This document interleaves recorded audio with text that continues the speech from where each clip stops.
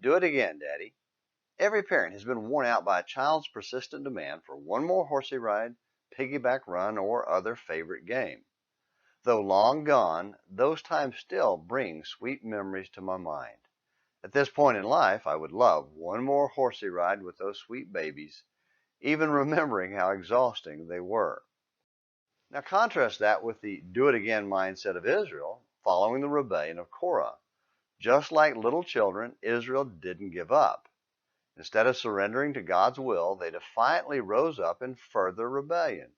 Picture it in your mind. God had powerfully defeated Pharaoh, brought them out of Egypt, spoke at Mount Sinai, and led them by the pillar of fire and cloud, yet they continued to rebel and refused to submit to his will when it didn't fit what they wanted. Eventually, God had destroyed Korah, Dathan, and Abiram by something never seen before, opening the earth to swallow them alive, Numbers 16, verse 30, and sent fire to consume their gang of 250 supporters, Numbers 16, verse 35. Surely that was the end of the rebellion, right? Wrong. They continued to rebel. But on the next day, all the congregation of the sons of Israel grumbled against Moses and Aaron, saying, "You are the ones who have caused the death of the Lord's people." Numbers 16, verse 41. Implied in that was a threat again against Moses and Aaron. This drew God's immediate presence and wrath and a plague. Numbers 16, verses 42 through 46.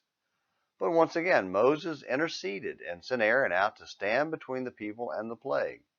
Then Aaron took his censer as Moses had spoken, and ran into the midst of the assembly, for behold, the plague had begun among the people. So he put on the incense and made atonement for the people. He took his stand between the dead and the living, so that the plague was checked. Numbers 16, verses 47 through 50. This is another type of Jesus who stands between the saved and the death that sin brings in 1 Timothy 2, verses 5 and 6. Just as Aaron went into the middle of the people and physically stood between the living and the dead, Jesus came to live among men to stand between the living and the dead. And that puts him in place to intercede for us. That's in Hebrews 7, verse 25, where it says, in effect, "Forgive them again, Father." Well, tomorrow we will do it again with another Morning Minutes in the Bible. Until then, this is James McClenny hoping you have a great day.